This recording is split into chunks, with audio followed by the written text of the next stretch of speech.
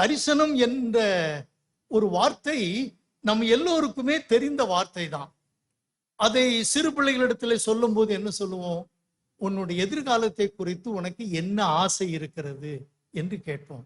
What is your ambition, what is your desire to be என்று கேட்போம். கொஞ்சம் வளர்ந்த பிள்ளைங்களா இருந்தா என்ன கேட்போம்? +2 படிக்கிறாங்க, இல்லைன்னா +1 படிக்கிறாங்க. What is your vision for the future?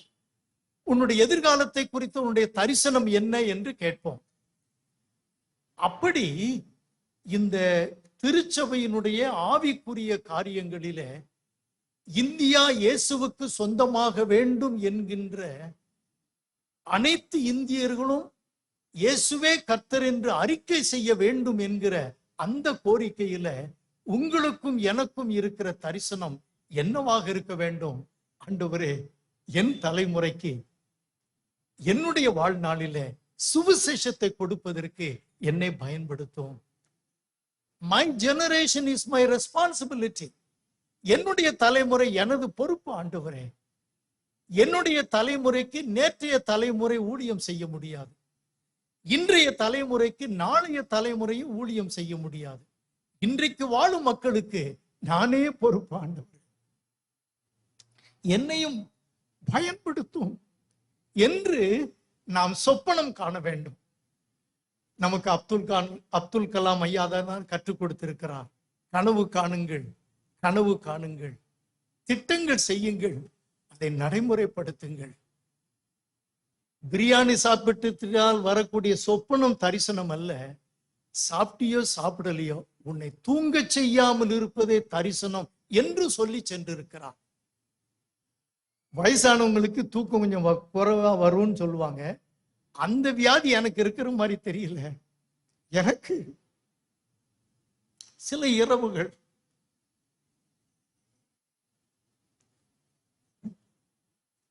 அதிகாலை வேளைகள்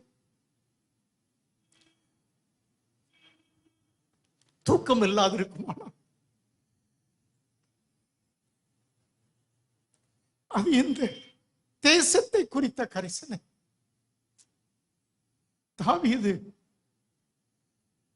தன் ஜனத்தாருக்கு தன் தலைமுறையில ஊழியம் செய்த பின்பு படுத்துக்கொண்டான் என்று வேதவசனம் சொல்லுகிறது. அருமையான சகோதரனே, சகோதரியே, இன்றைக்கு நம்ம எல்லாருக்கும் ஒரே ஒரு தரிசனம் என்னென்றால், நாம் எல்லாம் விசுவாச குடும்பத்தா கல்வாரி சிலுவை அண்டையிலே சந்திக்கப்பட்டவர்கள், கிறிஸ்துவை இதயத்திலே சிங்காசனத்திலே வீற்றிருக்க செய்திருப்பவர்கள். ஜான் மேக்ஸ்வெல் என்கிற மனிதன் தரிசனத்தை பற்றி என்ன சொல்லுகிறான் என்றால் 4 விதமாக சொல்லுகிறான். சில தரிசனம் காண்கிறார்கள், தட்ஸ் ஆல். அவர்கள் யாராம்? நாடோடிகளாம். அவர்கள் நாடோடிகள். ஏன் தரிசனம் மட்டும் கேட்கிறாங்க? ஐயோ, ஜாதிகள்லாம் அழியுது, இந்திய தேசம் இப்படி இருக்கு அப்படின்னு பரிதாபப்படுறாங்க. அதுக்கப்புறம் ஒன்னும் செய்யறது இல்லை. சிலர் தரிசனம் காண்கிறார்கள், அவர்கள் நாடோடிகள். Some people see vision but they don't do anything about it. இரண்டாவது என்ன சொல்றாருன்னா, சிலர் தரிசனம் காண்கிறார்கள், அவர்கள் தானாகவே எதுவும் செய்வதில்லை, யாராவது ஒருவர் உதவி செய்ய வேண்டும். இப்படிப்பட்ட ஒரு ஆராதனையில வந்து இதை பற்றி திரும்ப திரும்ப சொல்லி நீங்க ஜெபிக்கணும் ஜெபிக்கணும், இந்த தேசத்துக்காக கொடுக்கணும், உங்களுடைய பிள்ளைகளை அனுப்பி வைக்கணும்னு சொல்லி வயிறு கிளிய கத்த வேண்டிய அவசியம் இருக்கிறது. சிலர் காண்கிறார்கள், அவர்களாக எதுவும் செய்வதில்லை. மூன்றாவது மக்கள் கூட்டத்தை பற்றி, தரிசனத்தை பற்றி என்ன சொல்றார் என்றால், சிலர் காண்கிறார்கள், அதை அடைந்து கொள்வதற்கு முயற்சிக்கிறார்கள். Some people see it and pursue it. பின்தொடர்ந்து அதை நிறைவேற்றுவதற்கு என்னால் இயன்றதை செய்ய வேண்டும் என்று they do the best. அவர்கள் சாதனையாளர்கள். They are achievers. நான்காவது நபர் யார் என்றால், சிலர் காண்கிறார்கள், அடைந்து கொள்ள முயற்சிக்கிறார்கள், அதோடு மட்டுமல்லாமல் மற்றவர்களுக்கு அந்த தரிசனத்தை பகிர்ந்து கொடுக்கிறார்கள். அல்லேலூயா. அவர் என்ன சொல்லுகிறார்? They are the real visionaries. அதைத்தான் அன்னைக்கு நான் சொல்லிட்டு வந்திருக்கேன். இது 4வது முறை என்று நினைக்கிறேன். அந்த நம்ம கூடாரத்துல சந்திச்சதிலிருந்து இது 4வது முறை என்று நினைக்கிறேன். ஒருவேளை அடுத்த முறை உங்களை சந்திப்பன என்னவோ தெரியாது. ஆனால் என்னுடைய இதயத்தில் தேவன் வைத்த அந்த தீப்பொறியை உங்கள் இதயத்திலும் பற்ற வைக்க வேண்டும் என்றுதான் இன்றைக்கு வந்திருக்கிறோம். தரிசனம் என்பது அப்படிப்பட்ட தேவனுடைய இதய கரிசனை. அந்த தரிசனத்தை பற்றி தான் இன்றைக்கு உங்களுக்கு சொல்லி முடித்து நான் ஜெபிக்க வேண்டும் என்று ஆசைப்படுகிறேன். சரிதானா? ரைட்.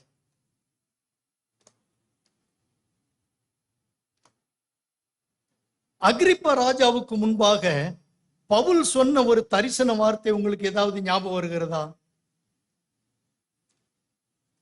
19:26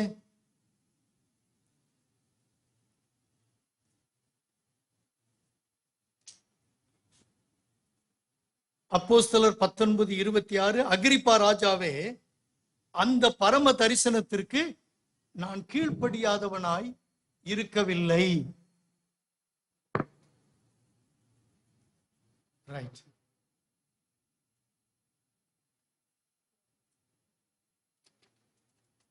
ஓகே. தரிசன புருஷன் பவுல் பரம தரிசனத்தை பற்றி நாம் பேசுவதற்காக ஆண்டவர் நம்மை அழைத்து வந்திருக்கிறார். அகிரிப்பா ராஜாவே, அந்த பரம தரிசனத்திற்கு நான் கீழ்ப்படியாதவனாய் இருக்கவில்லை. எந்த பரம தரிசனத்தை பற்றி சொல்லுகிறார்? தமஸ்கு வீதியிலே இயேசு கிறிஸ்துவினாலே அந்த பட்ட பகலிலே பகலவனுடைய ஒளியுக்கும் மேலான ஒளியினால் சந்திக்கப்பட்டவராக, தரையில வீழ்ந்து கிடந்தவராக, தச்சனென்று நினைத்த கிறிஸ்து இன்றைக்கு என்னை சந்தித்திருக்கிறாரே என்கிற படபடப்போடு கூட அவர் கீழே விழுந்து கிடக்க, ஆண்டவரே நீர் யார் என்று கேட்க, அவர் நீ துன்பப்படுத்துகிற இயேசு நானே என்று சொல்கிறார். அப்பொழுது உடனே அதை நீங்கள் கற்பனை பண்ணி பார்ப்பீர்களானால், அவனுடைய தலையில் இருக்கிற தங்க கிரீடத்தை எடுத்து ஆண்டவருடைய பொற்பாதத்திலே வைத்துவிட்டு அவருடைய முகத்தை நோக்கி என்ன கெஞ்சுகிறான்? ஆண்டவரே, நான் என்ன செய்ய சித்தமாய் இருக்கிறீர்? Ask this question today. வாலிபர்களே, ஒரு பொறியியல் வல்லுநராக வேண்டும், மருத்துவராக மாற வேண்டும். கோவில்பட்டி ஒரு தொழில் பட்டி, தொழில் நகரம். ஆக நானும் ஒரு பெரிய தொழிலதிபராக மாற வேண்டும் என்றெல்லாம் கனவு கோட்டை கட்டி கொண்டு இருக்கிறீர்களே, உங்களுக்கு இன்றைக்கு ஒரு கனவினை அளிக்கக்கூடாத தரிசனத்தை தேவன் உங்களை இதயத்தில் பதிக்க வேண்டும் என்றால் என்ன கேள்வி கேட்க வேண்டும் தெரியுமா? ஆண்டவரே, நான் என்ன செய்ய சித்தமாயிருக்கிறேன்? அப்பொழுது ஆண்டவர் பட்டணத்திற்குள்ளே போ, உனக்கு சொல்லப்படும் என்று சொன்னார். 3 நாட்கள் இரவும் பகலும் புசியாமலும் குடியாமலும் தேவனுடைய பாதத்தில் வீழ்ந்து கிடக்கிறான். அவனுடைய கண்களில் இருக்கிற செதில்கள் போன்றவைகள் எல்லாம் விழுந்தது என்று வேதம் சொல்கிறது. ஏதோ செதில்கள் மட்டும் விழவில்லை, அவனுடைய ஆழ்த்தத்துவத்திலிருந்து அகங்காரம் விழுந்து விட்டது. அவனுடைய ஆழ்த்தத்துவத்தில் இருந்த மமதை விழுந்து விட்டது. நான் என்கின்ற தான் தோன்றித்தனம் இருக்கிறதே, அதுவும் அன்றைக்கு இறக்கி வைக்கப்பட்டு விட்டது. அதற்கு பின்புதான் இயேசு கிறிஸ்து அவனுடைய இதயத்தில ஒரு தரிசனத்தை பதிக்கிறார். அது என்ன? இவன் யூதருக்கும் ராஜாக்களுக்கும் புற ஜாதியாருக்கும் என்னை குறித்து சொல்லுவதற்கு தெரிந்தெடுக்கப்பட்ட பாத்திரமாய் இருக்கிறான். என் நாமத்தின் நிமித்தம் அவன் எவ்வளவாய் பாடுபட வேண்டும் என்பதை அவனுக்கு காண்பிப்பேன் என்று ஆண்டவர் அந்த தரிசனத்திற்கு இலக்கணம் சொல்லுகிறார். அந்த தரிசனத்தை பற்றி இப்பொழுது அகிரிப்பா ராஜாவுக்கு முன்பாக நிற்கும் போது என்ன சொல்லுகிறான்? அகிரிப்பா ராஜாவே, அந்த பரம தரிசனத்திற்கு நான் கீழ்ப்படியாதவனாய் இருக்கவில்லை. இன்றைய சூழ்நிலையை குறித்து யோசிக்கின்ற நம்மவரில் பலர் என்ன யோசிக்கிறாங்க தெரியுமா? ஐயா, இன்னைக்கு உரிய சூழ்நிலையில நம்பிக்கைக்கு வாய்ப்பே இல்லை. Can you change the slide please? நம்பிக்கையா சூழ்நிலையா? தரிசன புருஷர்கள் இன்றைக்கு தேவை என்று சொல்லப்படும் போது சூழ்நிலையை பார்த்து மதிமயங்கு நிற்கிறவர்களை பார்த்து ஒரு மனிதன் என்ன சொல்லுகிறான்? வின்ஃப்ரெட் நியூமன் என்பது அவனுடைய பெயர். இன்றைக்கு நம்பிக்கை இல்லாத சூழ்நிலைகள் என்று எதுவும் கிடையாது, ஆனால் நம்பிக்கைக்குரிய தருணம் இல்லை என்று நினைக்கின்ற கூட்டமே அதிகம். ஐயா, மத்திய பிரதேசத்திலே மதமாற்ற தடை சட்டம் இருந்தது, ஒரிசாவிலே மதமாற்ற தடை சட்டம் இருந்தது, அருணாச்சல பிரதேசத்திலே மதமாற்ற தடை சட்டம் இருந்தது. அதற்கு பின்பு இமயமலை பிரதேசத்திலே அறிமுகப்படுத்தப்பட்டது. பின்பு ராஜஸ்தானுக்கு சென்றது. அந்த கவர்னர் அதற்கு கையெழுத்து வைக்க மாட்டேன் என்று சொல்லிவிட்டார். குஜராத்திலே மதமாற்ற தடை சட்டம் நடைமுறைக்கு வந்தது.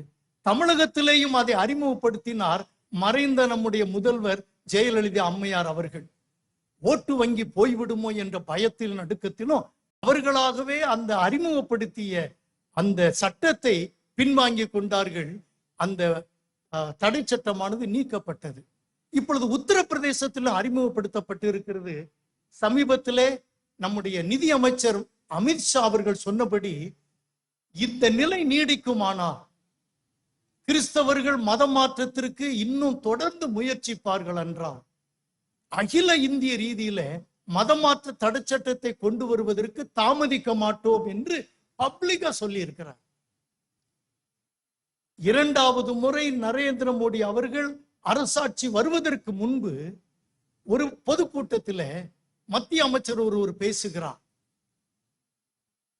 முகமதியர்கள் எல்லோரும் இந்துக்களாக மாற வேண்டும், கிறிஸ்தவர்கள் எல்லோரும் இந்துக்களாக மாற வேண்டும், அல்லாத பட்சத்தில் முகமதியர்கள் எல்லாம் பாகிஸ்தானுக்கும் அரேபிய நாடுகளுக்கும் போய்விடுங்கள், கிறிஸ்தவர்கள் எல்லாம் அமெரிக்காவுக்கு போய்விடுங்கள் என்று கொக்கரித்து கொண்டு ஒரு மனிதன் பேசுகிறான்.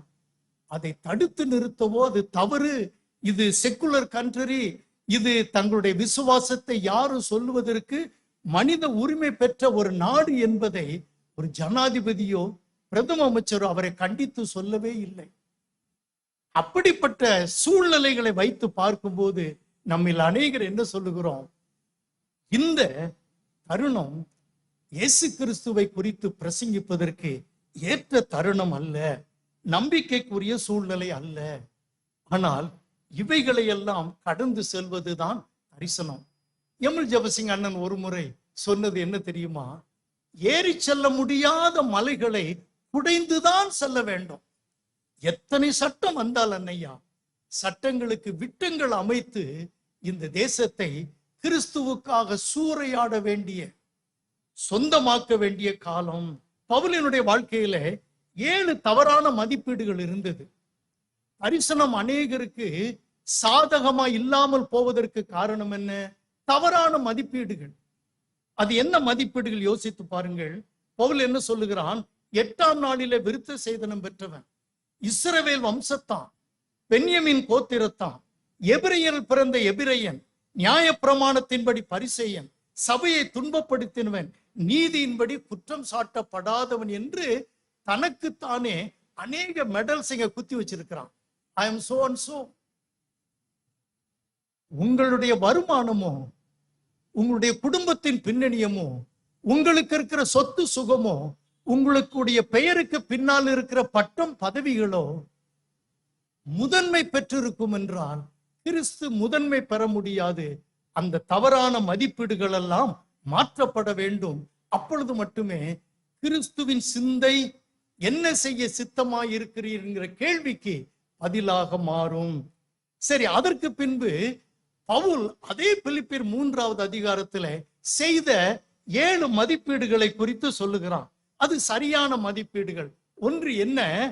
கிறிஸ்துவை ஆதாயப்படுத்தி கொள்ளும்படிக்கும், அல்லேலூயா, தேவ நீதியை உடையவனாயிருக்கும்படிக்கும், கிறிஸ்துவுக்குள் இருக்கிறவனாக காணப்படும்படிக்கும், உயிர்த்தெழுதலின் வல்லமையையும் பாடுகளின் ஐக்கியத்தையும், கிறிஸ்துவுக்கு ஒப்பான மரணத்திற்குள்ளாகி எப்படியாவது உயிர்த்தெழுதலுக்கு தகுதி உள்ளவனாய் இருக்கும்படிக்கும் நான் எல்லாவற்றையும் நஷ்டம் என்று எண்ணினேன், குப்பையுமாக எண்ணுகிறேன் என்று சொல்லி சரியான மதிப்பீடு செய்தவனாக அவன் முன் வருகிறான். டாக்டர் ரென்டிங் என்கிற மனிதன் தரிசனத்திற்கு 3 பக்கங்கள் என்று சொல்கிறார். ஒரு நாணயத்துக்கு 2 பக்கம். இவர் என்ன சொல்லுகிறார்? தரிசனத்திற்கு 3 பக்கங்கள். ஒன்று என்ன? தேவனின் பக்கம், அதாவது தரிசனம் தருகிறவர் ஆண்டவர். He is the sender. அடுத்த பக்கம் என்னவாம்? விசுவாசியின் பக்கம். நீங்களும் நானும் நாம் தரிசனம் பெறுகிறவர்கள். மூன்றாவது பயன் பெறுகிறவர், பெனிஃபிஷியரிஸ். ஏன்? தேவ தரிசனம் மண்ணான மனிதனாகி எனக்கு எதற்காக கொடுக்கப்படுகிறது? ஒரு கூட்ட மக்கள் காத்து கிடக்கிறார்கள். ஐயா, எங்களுக்கு வந்து இயேசு கிறிஸ்துவை பற்றி சொல்லுங்கள். அப்படி காத்து கிடக்கும், ஏங்கிக் கொண்டிருக்கும் மக்களுக்கு சுவிசேஷத்தை சொல்லுவதற்காகத்தான், அவர்களுக்கும் வாழ்வளிப்பதற்காகத்தான், அவர்களையும் நித்தியம் கொண்டு போய் சேர்ப்பதற்காகத்தான் இந்த தரிசனம் உங்களுக்கு கொடுக்கப்படுகிறது. எங்கிருந்து வருகிறது? தேவனிடத்திலிருந்து வருகிறது. யாருக்கு கொடுக்கப்படுகிறது? உங்களுக்கும் எனக்கும் கொடுக்கப்படுகிறது. யாருக்காக கொடுக்கப்படுகிறது? ஒரு முறை கூட சுவிசேஷத்தை கேள்விப்பட்டிராத என் சொந்த ஜனத்திற்கு கொடுக்கப்படுகிறது. தரிசனம் பெற்றவர்கள் மகிழ்ச்சியாக வாழ கற்றுக்கொண்டவர்கள். ஐயோ, இப்படி தரிசனம் வந்துட்டா ஓயாம ஜெபம் பண்ணு கொடுப்பாங்க, ஊழியத்துக்கு கொடுன்னு சொல்லுவாங்க. நம்ம சந்தோஷமா இருக்க முடியாது. பிள்ளைகளை கூட்டிட்டு ஊட்டிக்கு போக முடியாது. மனைவி பிள்ளைகளெல்லாம் கூட்டிக்கிட்டு ஆலப்புழாவுக்கு போய் அந்த போட் ஹவுஸ்ல 3 நாள் தங்கி இருக்க முடியாது. இப்படி மகிழ்ச்சியாக இருக்க முடியாது என்று தவறான கணக்கீடு செய்கிறார்கள். என்னை போல சந்தோஷம் உள்ள மனிதன் யார்? என்னுடைய மனைவி சொன்னாலே, நான் மிகவும் மகிழ்ச்சியாக இருக்கிறேன் என்று. உங்களுக்குள்ள எத்தனை பேர் அப்படி சந்தோஷமாக இருக்கிறீர்கள்? தரிசனம் பெற்றவர்கள், மகிழ்ச்சியாக வாழ கற்றுக்கொண்டவர்கள், வாழ்வின் மதிப்பீடுகளை, முக்கியத்துவங்களை, the values அறிந்தவர்கள், நோக்கத்துடன் வாழ்பவர்கள், கிறிஸ்துவை எப்படியாவது இந்த தேசத்திற்கு கொடுக்க வேண்டும் என்று வாழ்பவர்கள், அந்த தரிசனத்தில வெற்றியும் கண்டவர்கள். ஓகே, அடுத்து இதை 3 குறிப்புகளிலே சொல்லி முடிக்க வேண்டும்.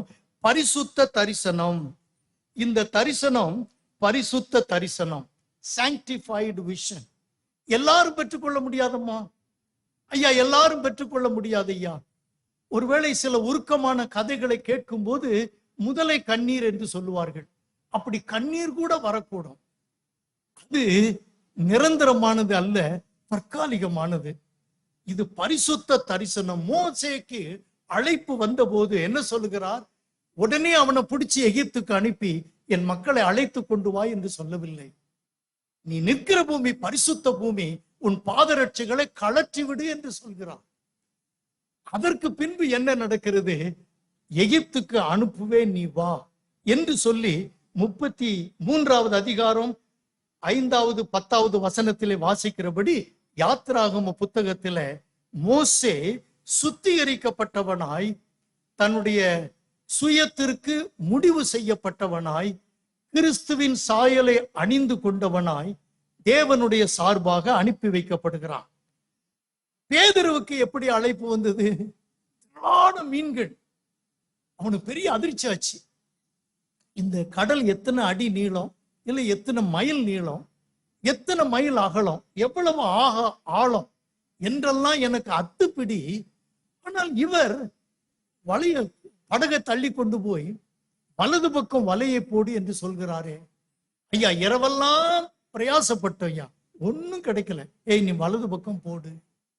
திரளான மீன்களை 2 படகுகள் நிரம்பத்தக்க அளவுக்கு பெற்ற உடனே, அப்படியே கரைக்கு விழுந்த உடனே மீனை கரைக்கு இழுத்தான என்னமோ, அவர் பாதத்திலே விழுந்து, பாவியான மனுஷன், என்னை விட்டு போய்விடும் என்று சொல்கிறான்.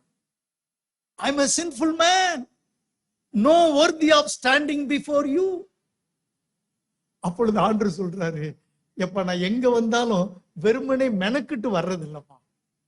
இன்னைக்கு உன்னை சந்திச்சிருக்கேன்னா, இன்றையிலிருந்து உன்னை மனுஷரை பிடிக்கிறவனாக மாற்ற போகிறேன். அருமையான குட்டி பிள்ளைங்க, டீனேஜர், யூத், காது கொடுத்து கேளுங்க ஐயா. உங்களை மனுஷரை பிடிக்கிறவராக மாற்றுவதற்கென்று தேவன் இன்றைக்கு தரிசனத்தை உங்கள் மத்தியில விதைத்து கொண்டிருக்கிறார். இப்படி பரிசுத்த தரிசனம் என்று எப்படி சொல்லுகிறோம்? என்னுடைய பழமைக்கு முற்றுப்புள்ளி வைக்கும் பொழுதுமே மட்டுமே கிறிஸ்துவினுடைய புதுமையான அந்த தரிசனத்தை நான் பெற்றுக்கொள்ள முடிகிறது. தேவன் பயன்படுத்தப்படும் பாத்திரம் என்று சொல்லி 2 தீமோத்தேயு 2:18, 19, 20 வசனங்களிலே வாசிக்கிறோம். அதுல தேவன் பயன்படுத்துகிற கனத்துக்குரிய பாத்திரத்திற்கு 3 குணாதிசயங்கள் சொல்லப்பட்டிருக்கிறது. ஒன்று பரிசுத்தமாக்கப்பட்டது, இரண்டாவது எஜமானுக்கு பிரயோஜனமானது, மூன்றாவது எந்த நற்கிரியைக்கும் ஆயத்தமாக்கப்பட்டது. எஜமானுக்கு பயன்படுத்தப்பட வேண்டும் என்றால், எந்த நற்கிரியைக்கும் நீங்கள் பயன்படுத்தப்பட வேண்டும் என்றால், முதலாவது என்ன சொல்லப்பட்டு இருக்கிறது? பரிசுத்தமாக்கப்பட வேண்டும். ஆண்டவரே, இன்றைக்கு என்னுடைய வாழ்வில என்னுடைய பாவத்தை உடைய சமூகத்தில் அறிக்கை செய்கிறேன். என்னை ஒரு பரிசுத்த சிருஷ்டியாய் மாற்ற மாட்டீரா என்று யார் தங்களை சமர்ப்பணம் செய்கிறார்களோ அவர்கள் பொன் பாத்திரத்தை போல, வெள்ளி பாத்திரத்தை போல வீட்டில தேவனுடைய சபையில தேவனுக்காக பயன்படுத்தப்படுகிறவர்கள். ஆண்டவரே, என்ன செய்ய சித்தமாயிருக்கிறீர் என்று கேட்ட அந்த பவுலுக்கு ஆண்டவர் சொன்ன பதில் என்ன? பட்டணத்திற்குள்ளே போ. சரி, ஹெலன் கெல்லர் என்கிற அம்மா இதே போல ஒரு கூட்டத்தில் பேசிட்டு இருக்காங்க. அப்ப அவங்கள பார்த்து ஒரு வாலிபன் ஒரு சிட்டி எழுதி அனுப்புறான். அவங்களுக்கு கண் பார்வை கிடையாது, கேட்கும் திறனும் கிடையாது. ஏன்? 2.5 வயசுலயே ஒரு தவறான மருத்துவத்துல எல்லாவற்றையும் இழந்துட்டாங்க. ஆனா நல்ல பரிசுத்தவாட்டி, விசுவாசத்திலே அவர்கள் ஒரு மாதிரி. அப்போ குருடராய் பிறப்பதை காட்டிலும், அம்மா, you are a blind woman now, you cannot see. இந்த குருடராய் பிறப்பதை காட்டிலும் வேற ஏதாவது கொடிய காரியம் இருக்காமா? Is there anything most worse than being born blind என்று எழுதி அனுப்புகிறான். உடனே அந்த அம்மா அந்த கேள்வியை வாசித்து காமிச்ச உடனே சட்டுன்னு பதில் சொன்னாங்களாம், having sight but no vision. ஐயா, பார்வை இருந்தும் தரிசனம் இல்லாது கோவில்பட்டியில இயேசு நம்மோடு திருச்சபையில வாழ்ந்து கொண்டிருக்கிறவர்கள் தான் குருடரை காட்டிலும் மகா கேவலமானவர்கள் என்று அந்த அம்மா பதில் சொல்றாங்க. நீங்க அத்தனை பேர் என்ன நல்லா பாக்குறீங்க, நானும் உங்களை பார்க்கிறேன். ஆனால் எனக்கு தரிசனம் இல்லாவிட்டால் கபோதியாய் வாழ்வதே சிறந்தது என்று அந்த அம்மா சொல்றாங்க. இது ஒரு பரிசுத்த தரிசனம். பெற்றுக்கொள்வோமா? இரண்டாவது கூரிய தரிசனம், sanctified vision, then sharpened vision. கூரிய தரிசனம் இல்லாட்டால் focused vision. அந்த சங்ககால சில இதிகாசங்களில ஒரு கதை வரும். அது உண்மையோ பொய்யோ நான் கேட்டது. துரியோதனர் என்கிற ஒரு மனிதன் இருக்கிறான். அவர் துரோணர் என்கிற ஒரு மனிதன் அவர் துரியோதனனுக்கும் அடுத்தவருக்கும் வில்வித்தை கற்றுக் கொடுக்கிறார். தியரி எல்லாம் முடிஞ்சிச்சு. இப்போ ஒரு தோப்புக்கு கூட்டிட்டு போயிருக்காரு. முதல் ஆளை பார்த்து கேட்கிறாரு, மேல இந்த மரத்தின் உச்சியில நீ என்ன பாக்குறேன்னு கேட்கிறாரு. அவன் சொல்றான், குருவே, இது ஒரு மாமரம், எத்தனை கிளைகள், எத்தனை இலைகள் பசுமையா இருக்கிறது, காய்கள் கொத்து கொத்தா தொங்குகிறது என்கிறான். அவன் கையில இந்த வில்ல பிடுங்கி அம்ப பிடுங்கி அடுத்தவன் கையில கொடுத்து, நீ என்ன பாக்குறேன்னு கேட்கிறார். அவன் சொல்றான், குருவே, உச்சியில ஒரு பூஞ்சிட்டு பாடிக்கொண்டிருக்கிறது, அதை நான் பார்க்கிறேன். ஏய், காய பார்க்கலையா, கனிய பார்க்கலையா, இலைய பார்க்கலையா, கிளைகளை பார்க்கலையா? இல்ல குருவே, நான் பார்ப்பதெல்லாம் உச்சியில ஒரு பூஞ்சிட்டு பாடிக்கொண்டு இருக்கிறது. அடுத்த நிமிடத்துல நான் ஏற்றுகிறான், அந்த பூஞ்சிட்டு கீழே விழுகிறது. அதுதான் கூரிய தரிசனம். இந்தியர்கள் இயேசுவுக்கு பரலோகத்தை இந்தியர் நிரப்புவார் துதியுங்கள் என்று எத்தனை ஆண்டுகள் பாடிக்கொண்டு இருக்கிறோம். இன்றைக்கு காலையில பாடினோமே, 2 ஆராதனைகளிலும் பாடினோமே, அல்லேலூயா, கர்த்தரை ஏகமாய் துதியுங்கள். ஆண்டவரே, என் தலைமுறையில இந்த தேசம் உம்மை அறிந்து கொள்வதற்கு கூரிய தரிசனம் உள்ளவனாயிருக்க எனக்கு உதவி செய்யும். நாடு மாறலதான், நினைக்கிற அளவுக்கு பெரிய வித்தியாசங்கள் நிகழல் உண்மைதான். ஆனால் தேவன் அவருடைய சித்தத்தின்படி நாணயத்தை நகர்த்தி கொண்டே இருக்கிறார். ஒரு நாளில் அது விடிந்தே தீரும். அது விடிந்தே தீரும். 20 வயசுல நான் ஊழியத்துக்கு ஒப்பு கொடுத்தேன்னு காலையில சொன்னேன். இல்ல 15 வயதில் ஊழியத்திற்கு ஒப்பு கொடுத்தேன். நாடார் மேல்நிலை பள்ளி கோவில்பட்டியிலே படிக்கும் பொழுதுதான் 1965 வருடத்திலே 1970 ஊழியத்தில் இணைந்தேன். இன்றைக்கு 52 ஆண்டுகள் கிட்டத்தட்ட ஆகிவிட்டது. இந்த 52 ஆண்டுகளிலே நாம் நினைத்த பெரிய விளைவுகள் ஒன்றும் நடக்கவில்லை. ஆனால் நடக்க வேண்டிய காரியங்கள் நிகழ்ந்து கொண்டே இருக்கிறது. அதை மறந்துவிடக்கூடாது. அலைகள் இருக்கின்ற கடலில, சமுத்திரத்தில, ஆழத்தில் ஏராளமான படைப்பினங்களை ஆண்டவர் படைத்து வைத்திருப்பது போல கொந்தளிக்கும் இந்த சமுதாயத்தில, எதிர்ப்பு அலைகள் நிறைந்திருக்கும் இந்த தேசத்தில ஆண்டவர் மௌனமாக அவர் செயலை செய்து கொண்டே வருகிறார். அல்லேலூயா. பெஹரி என்கிற கிராமத்திற்கு போயிருந்தேன், உத்தரப்பிரதேச மாநிலத்தில். இந்த அனைவருக்கும் கிறிஸ்து ஊழியங்கள் சார்பில் அங்கே ஒரு பெண்ணை அறிமுகப்படுத்தினார்கள். அறிமுகப்படுத்தி விட்டு என்ன சொன்னார்கள் தெரியுமா? அன்னை, இவங்கள ஏதாவது மாற்றத்தை பாக்குறீங்களா? she is perfectly all right. நல்லா இருக்காங்களே. அவங்கள உள்ள கோயிலுக்குள்ள போனதுக்கு அப்புறம் சொல்றாங்க, இவர்கள் குஷ்டரோகியா இருந்தவர்கள், ஊரை விட்டு ஒதுக்கி வைக்கப்பட்டவர்கள், கணவனும் பிள்ளைகளும் கூட ஒதுக்கி வைத்து விட்டார்கள். நமது மிஷனரி இவர்களை சந்தித்து ஜெபித்தார். ஆலயத்திற்கு வர சொன்னார். 1 மாதமானது, 1 வாரமானது, 2 வாரமானது, 3வது ஞாயிற்றுக்கிழமை ஜெபித்து அவர்கள் முடித்து வீட்டிற்கு போகும் பொழுதே அவருடைய சரீரத்திலே ஒரு புதிய ஒரு மாற்றத்தை அவர்கள் அனுபவிக்க ஆரம்பித்தார்களாம். 4வது வாரம் ஞாயிற்றுக்கிழமை ஆலயத்திற்கு வரும் பொழுது குஷ்டரோகம் காணாமல் போய்விட்டது. அல்லேலூயா. அந்த சகோதரியினுடைய வாழ்க்கையிலே நடந்த அந்த நிகழ்வின் நிமித்தம் கணவன், மனைவி, பிள்ளைகள் மட்டுமல்ல, இன்றைக்கு கிராமத்திலே எத்தனையோ புதிய குடும்பங்கள் ஆலயத்திற்கு வர துவங்கி இருக்கிறார்.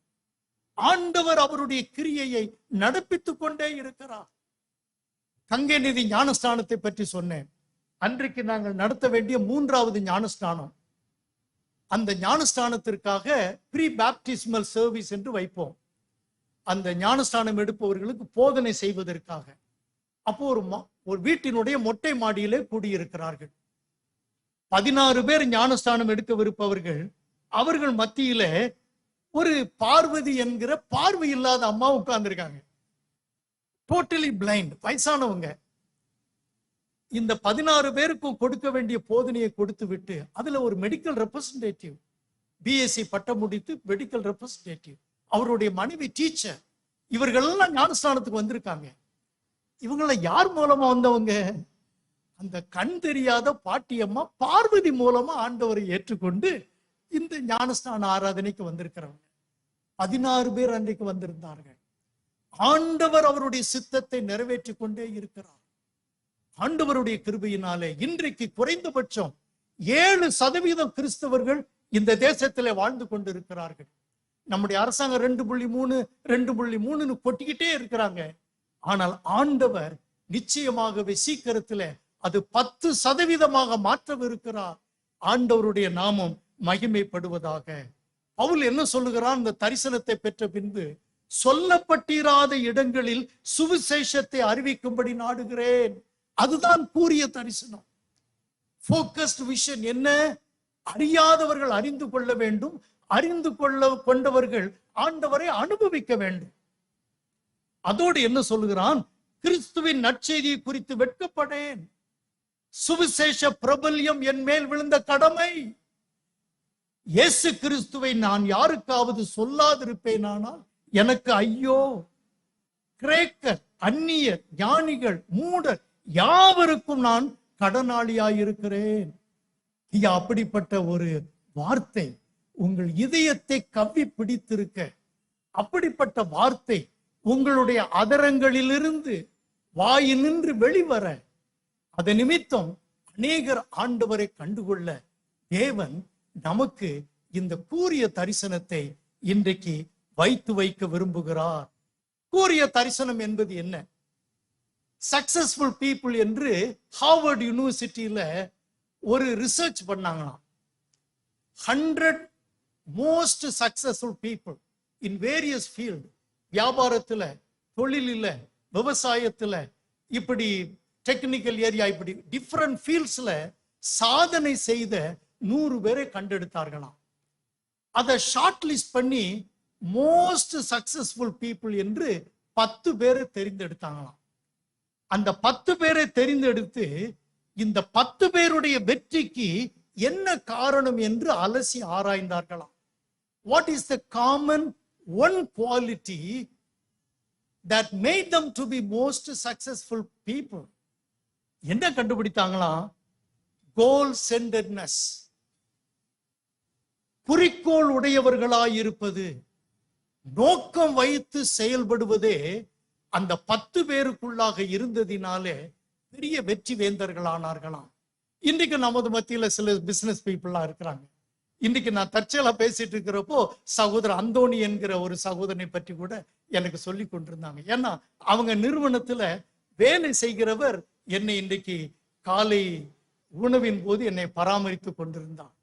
ஒருவேளை இப்படிப்பட்ட நம்முடைய தொழில் துறையில் கூட நாம் இன்றைக்கு சக்சஸ்ஃபுல்லாக இருப்போம் என்றால் என்ன காரணம் யோசித்து பாருங்க. காலையில என்ன சாப்பிட்டோம், ராத்திரி என்ன சாப்பிட போறோம், நேத்து எப்ப தூங்கணும், இப்ப எப்ப தூங்கணும் அப்படிங்கிற சிந்தை இல்லாதபடிக்கு ஒரே குறிக்கோளோடு கூட முதலீடு செய்திருக்கிறேன். இதில் எனக்கு லாபம் வேண்டும், என் குடும்பத்திற்கு, என் சந்ததிக்கு லாபம் வேண்டும் என்கிற ஒரே நோக்கத்தோடு பணி செய்கிற, கடினமாய் உழைக்கின்ற ஒரு வியாபாரி வெற்றி பெறுவது எப்படியோ அப்படியே இயேசு கிறிஸ்துவை இந்த தேசம் அறிந்து கொள்வதற்கு ஜெபிப்பதிலோ, கொடுப்பதிலோ, உழைப்பதிலோ, புறப்பட்டு சென்று இந்த தேசத்திற்கு சுவிசேஷத்தை சொல்லுவதிலோ நான் செயல்படும் போது தேவன் இவைகளை சாத்தியமாக்குகிறார். உன் உலகம் எவ்வளவு பெரியது. இதற்கு பால் ஹோவி என்கிற மனிதன் என்ன சொல்லுகிறான்? உங்களுடைய உலகம் எவ்வளவு பெருசு தெரியுமா? என்னுடைய உலகம் எவ்வளவு பெருசு தெரியுமா? நான் 10வது வகுப்பு படிக்கும் போது மந்தித்தோப்புல இருந்து கோவில்பட்டிக்கு நடந்து வருவேன். கொஞ்சம் நிமிர்ந்து உட்காருங்க பார்க்கலாம். ரைட், கோவில்பட்டிக்கு நடந்து வருவோம்.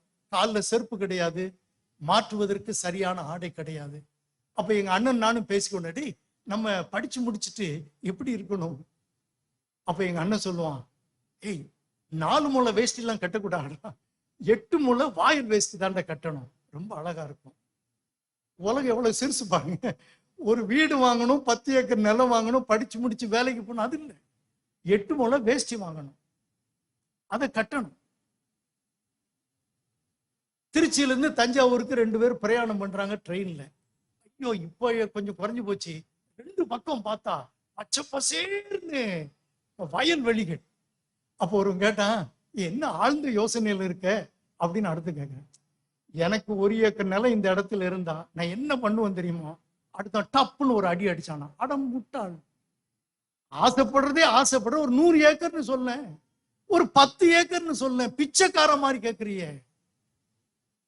பிச்சைக்காரத்தனத்தை என்றைக்கு விசுவாசிகள் ஒதுக்கி வைக்கிறார்களோ அன்றைக்குத்தான் இந்த தேசத்திற்கு விடுதலை. ஆண்டவரே, என் தேசம் பெரியதுதான், 137 கோடி மக்கள் தான், 4635 மக்கள் கூட்டங்கள் தான், 1652 மொழிகள் பேசப்படுகிற தேசம்தான். என்ற போதிலும் இந்த தேசத்திற்கு ஒரு சுபிட்சம் உண்டு. அதுதான் என்னுடைய உலகம். ஒரு குருடனுடைய உலகம் கை தொட்டும் தூரத்துல தான். That is his world. ஒரு பேதையின் உலகம், ஒரு ignorant man, அவனுடைய உலகம் எவ்வளவாம் அவனுடைய அறிவை பொறுத்ததான். ஆனால் ஒரு பெரிய மனிதனின் உலகம், ஒரு பெரிய மனுஷியின் உலகம் எவ்வளவாம் அவனது தரிசனத்தை பொறுத்ததாம். தரிசனம் காணுங்கள், தரிசனம் காணுங்கள், திட்டம் செய்து செயல்படுங்கள். தேவன் உங்களை கனப்படுத்துவார், இன்றைக்கு பெரிய காரியங்களை செய்வார். நான் எதற்காக பிடிக்கப்பட்டேனோ அதற்காக ஆசையாய் தொடர்கிறேன். அண்ணன் சொன்னாங்க, எனக்கு வயசாயிட்டு அப்படின்னு போதகர் சொன்னாங்க, இவருக்கு தாத்தான்னு கூட நீங்க சொல்லலாம்னாங்க. நீங்க சொல்ற பத்தி எனக்கு ஒண்ணும் இல்லை, அதனால நான் இப்படி குனிஞ்சிட மாட்டேன், நான் நிமிர்ந்தா நிற்பேன். ஈசி சேர்ல உட்கார்ந்து நானும் பேர பிள்ளைகளோட விளையாடலாம். 4 பேர பிள்ளைங்க இருக்காங்க. 3 மாசம் அமெரிக்காவுக்கு போயிட்டு வரலாம், மகன் அங்க இருக்கான். 9 மாசம் சென்னையில இருக்கலாம், மகன் இங்க இருக்கா. பேர பிள்ளைகளோட விளையாடலாம், புத்தகம் படிக்கலாம், சாயங்காலம் ஒரு பீச்சுக்கு போயிட்டு வரலாம், நண்பர்களோட கதை அடிக்கலாம், டிவிக்கு முன்னால உட்கார்ந்து இருக்கலாம். ஆனா நான் இப்படி ஒருவேளை உங்க கண் முன்னால ஒரு பைத்தியக்கார மாதிரி தெரியுறேன்னு வச்சுக்கோங்க. இது எதற்காக தெரியுமா? எதற்காக பிடிக்கப்பட்டேன்? அதை பிடித்துக் கொள்ளும்படி ஆசையாய் தொடர்கிறேன். வியாபாரத்திலே முதலீடு செய்கிறவர்கள் லாபத்தை காண்பதற்கு எப்படி முயற்சிப்பீர்களோ, உலையிலே அரிசி போட்டவர்கள் பதமாக அரிசியை வடித்து சாதமாக எடுக்க வேண்டும் என்று எப்படி முயற்சிப்பீர்களோ, அப்படி என்னுடைய ஆசை இந்த தேசம் என் தேவனுக்கு அது இன்றைக்கு உங்கள் தரிசனமாக மாறும் என்றால் எத்தனை பெரிய பாக்கியம். பந்தய பொருளுக்காக லக்கை நோக்கி தொடர்கிறேன். இயேசுவினிடத்தில் பெற்ற ஊழியத்தை நிறைவேற்றவே விரும்புகிறேன். எருசலேமுக்கு போறேன்னு சொல்றான். எல்லா சீடர்களும் தடுக்கிறாங்க. அங்க போனா உங்களை கொன்றுவாங்க ஐயா, நீங்க போக வேண்டாம், காத்து கிடக்காங்க ஐயா. அப்ப அவர் சொல்றாரு, என் ஜீவனையும் மேன்மையாக எண்ணே. 2 ஆசைதான்ப்பா, என் ஓட்டத்தை சந்தோஷத்தோடு முடிக்க வேண்டும். கிறிஸ்துவாகிய தேவன் என்னுடைய கரத்திலே கொடுத்த அந்த ஊழியத்தை நிறைவேற்ற வேண்டும். கூறிய தரிசனம் எருசலேம் துவங்கி இப்படி இல்லிரிக்கும் தேசம் வரைக்கும் ஆசியா ஐரோப்பா கண்டங்களை சுவிசேஷ மயமாக்கினவன், கூறிய தரிசனத்திற்கு சொந்தக்காரன் அவன் பவுல். அனைத்து மிஷினரி இயக்கங்களிலேயும், அனைத்து மிஷினரி ஊழியர்கள் மத்தியிலேயும், அனைத்து திருச்சபைகளிலேயும் இப்படிப்பட்ட கூறிய தரிசனம் வந்துவிட்டால் கிறிஸ்தவர்களுக்கு என்று செலவழிக்கப்படுகிற 98% நிறுத்தப்பட்டு, அல்லாவிட்டால் குறைக்கப்பட்டு, சுவிசேஷம் சொல்லப்படாத பகுதிகளுக்கு நம்முடைய திறமைகளும் தாளந்துகளும் நம்முடைய பொருளாதாரமும் செலவழிக்கப்படும். பரம ஏழையா, பரம ஏழை யார்? அதற்கு ஜான் மேக்ஸ்வெல் என்ன சொல்லுகிறார்? பரம ஏழை யார் என்றால் வாழ்க்கையில் நோக்கம் இல்லாதிருப்பவர்கள். உங்களுக்கு ஒரு நோக்கம் இருக்கு, மனைவி எப்படி வைக்கணும், பிள்ளைகள் எப்படி வைக்கணும், குடும்பம் எப்படி இருக்கணும், கெட்ட போற வீடு எப்படி இருக்கணும், அடுத்து வாங்குற கார் எப்படி இருக்கணும், அதுலெல்லாம் நோக்கம் இருக்கு. அது தவறு என்று சொல்லவில்லை. ஆனால் அடுத்த நோக்கம் எதுவாக இருக்க வேண்டும்? எது முதன்மையாய் இருக்க வேண்டும்? அது என்ன? இந்த தேசத்துல ஆண்டவருடைய நாமம் சொல்லப்பட வேண்டும். கூறிய தரிசனம். கடைசியா வந்துட்டேன், உங்கள் இதயம் கலங்காதிருப்பதாக முடிக்க போறேன். சந்தோஷமா இருக்கீங்களா? முதல்ல என்ன தரிசனம் பார்த்தோம்? முதல் தரிசனம் பரிசுத்த தரிசனம், 2வது கூறிய தரிசனம், 3வது பகிர்ந்து நிறைவேற்றும் தரிசனம். Sanctified vision, sharpened vision and shared vision. Engineering graduates உட்கார்ந்துருக்கீங்க, மல்டிநேஷனல் கம்பெனில ஒர்க் பண்றவங்க இருக்கலாம், பிசினஸ் கான்ஃபரன்சஸ் போனவங்க இருக்கலாம். ஷேர்டு கம்யூனிகேஷனை பற்றி கேள்விப்பட்டிருப்பீங்க, ஷேர்டு விஷனை பற்றி ஏற்கனவே கேள்விப்பட்டிருப்பீங்க. இங்கே நாம் சொல்லுகின்ற ஷேர்டு விஷன், பகிர்ந்து நிறைவேற்றும் தரிசனம் என்பது என்ன? அதற்கு ஒரு சீன தேவனுடைய மனிதன் சொல்லுகிற ஒரு விளக்கம் என்னவென்றால், பகிர்ந்து நிறைவேற்றும் தரிசனம் என்பது நீங்களும் உங்கள் இயக்கத்தின் அங்கத்தினர்களும், அல்லாவிட்டால் உங்கள் திருச்சபையின் அங்கத்தினர்களும் ஒருங்கிணைந்து ஒரு காரியத்தை உருவாக்க அல்லது சாதிக்க முயற்சிப்பது. சில வருடங்களுக்கு முன்பு ஒரு யூத் மீட்டிங் நடத்தணும். அந்த மீட்டிங்கினுடைய கருப்பொருள் என்ன கொடுத்திருந்தோம்னா, must a few carry the load. ஒரு சிறு கூட்டம் மட்டும்தான் இவ்வளவு பெரிய சுமையை சுமக்க வேண்டுமா என்பது அந்த கூட்டத்திற்கு தலைப்பு. இங்கே என்ன சொல்லுகிறோம்? ஒரு சிறு கூட்டம் அல்ல, முழு திருச்சபையும், இந்தியா இயேசுவுக்கே என்கிற பாரம் கொண்ட அத்தனை பேரும் எந்த திருச்சபையில் இருந்தாலும் எல்லோரும் சுவிசேஷ மயமாக்குதல் என்கிற ஒரு குடையின் கீழே வரும் பொழுது ஒரே விதமாக பகிர்ந்து நிறைவேற்றி தேவனுடைய சித்தத்தை நாம் பூரணப்படுத்துவது. ஷேர்ட் விஷனை குறித்து அதே பவுல் என்ன சொல்கிறார் என்றால், எங்காவது தனியா அவர் பிரயாணம் பண்ண மாதிரி பார்த்திருக்கீங்களா? தனியா எங்கேயாவது அவரை மேடையில நிறுத்தி விட்டு பார்த்திருக்கீங்களா? இங்க கூட எனக்கு உதவிக்கு ஒரு சகோதரன் உட்கார்ந்துருக்காரு, வலது பக்கத்துல பாஸ்டர் இருக்காங்க. பவுல் எப்பொழுதுமே பர்னபாவும் பவுலும் என்று இருப்பார், தீமோத்தேயும் பவுலும் என்று இருப்பார், ஆக்கில்லா பிரிசிலா தம்பதியர் பவுல் என்று இருப்பார், தீத்துவும் பவுலும் என்று இருப்பார். அவர் பகிர்ந்து நிறைவேற்றும் தரிசனம் உள்ளவர். 4 விதமான தரிசனம் காண்கிற மனிதர்களை பற்றி சொல்லும் போது 4வது ஒரு நபரை பற்றி சொன்னேன் அல்லவா?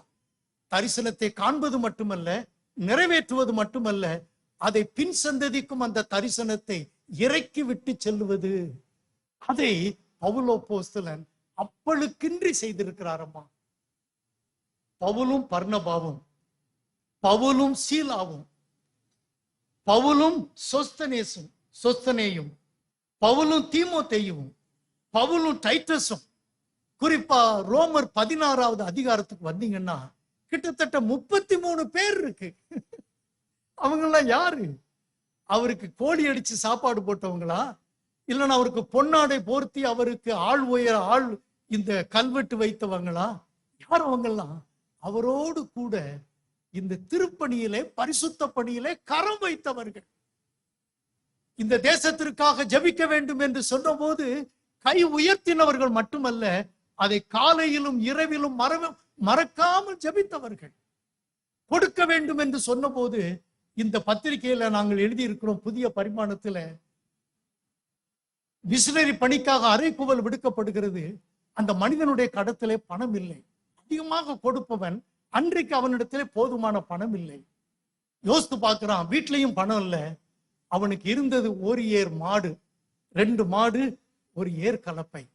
அதுல ஒரு மாட்டை ஊழியத்திற்கு தருகிறேன், விற்று பணமாக்கி கொள்ளுங்கள் என்று எழுதி கொடுத்து விட்டு வந்து விடுகிறான். மறுநாள் வயலுக்கு செல்ல வேண்டும். என்ன செய்தானான் தெரியுமா?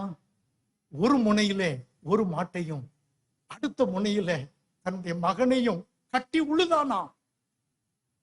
அதே பத்திரிகையில நான் எழுதி இருக்கிறேன், ஆந்திராவிலே நடைபெற்ற, போன மாதம் நடைபெற்ற ஒரு சம்பவம்.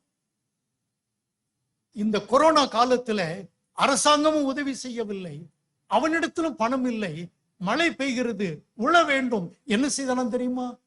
கல்லூரியில் படித்து கொண்டிருக்கிற தன்னுடைய 2 பெண் பிள்ளைகளையும் அந்த நுகத்திலே பூட்டி இவன் ஏரை பிடித்து விழுதானாம். மனைவி பின்னாலே விதையை விதைத்துக் கொண்டே வருகிறார். கேட்பதற்கு பரிதாபமா இருக்கிறது, ஆனால் அது மிஷனரி பணிக்கு சவாலாக இருக்கிறது. அருமையான சகோதரனே, சகோதரியே, கிறிஸ்துவை அறிகிற அறிவின் மேன்மைக்காக இன்றைக்கு காலையிலே பாடிய பாடலிலே, கிறிஸ்துவுக்காக இழந்தவர்கள் தரித்திரரானதில்லை, கிறிஸ்துவுக்காக கொடுத்தவர்கள் நஷ்டப்பட்டதில்லை. பிதாவாகிய தேவன் இயேசு கிறிஸ்துவனிடத்திலே ஒப்பு கொடுத்த தரிசனம், இயேசு கிறிஸ்துவாகிய தேவன் சீடர்களிடத்திலே கொடுத்த தரிசனம், சீடர்களினுடைய வரிசையிலே வந்த பவுல் அநேகருக்கு பகிர்ந்து கொடுத்த தரிசனம்.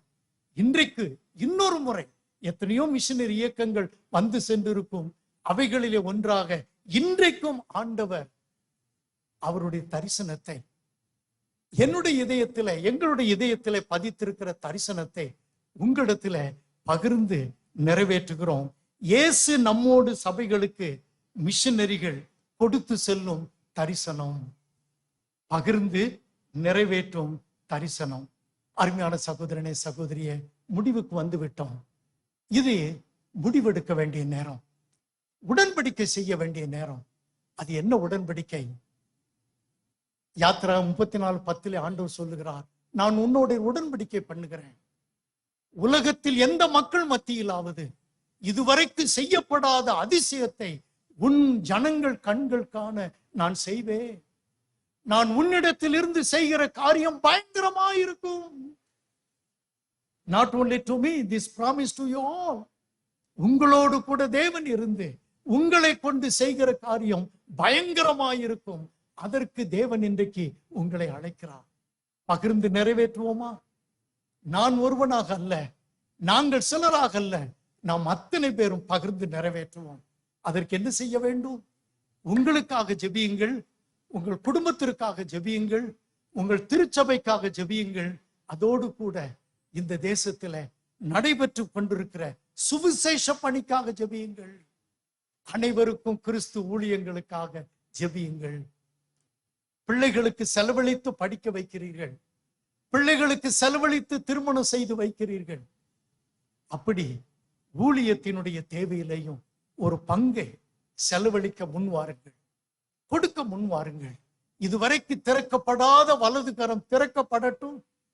இதுவரைக்கும் திறக்கப்படாத உங்களுடைய இதயங்கள் மிஷினரி பணிக்கென்று அபரிமிதமாய் திறக்கப்படட்டும். இயன்றதை கொடுப்பதற்கோ, ஒரு குழந்தையை தாங்குவதற்கோ, ஒரு மிஷினரியை தாங்குவதற்கோ, ஒரு கோவிலை கட்டுவதற்கோ, ஒரு மோட்டார் சைக்கிள் வாங்குவதற்கோ, இசைக்கருவிகள் வாங்கி கொடுப்பதற்கோ, அதோடு கூட இவைகள் எல்லாவற்றுக்கும் மேலாக என் வாழ்வையே தேவனுக்கென்று அர்ப்பணித்து ஊழியத்திற்கு புறப்பட்டு வருகிறேன். பெண்கள் மட்டுமல்ல, ஆண்கள் மட்டுமல்ல, யுவதிகளும் இப்படி சேர்ந்து நிறைவேற்றுவோம். தேவனுடைய திருச்சித்தத்தை பூர்த்தி செய்வோம்.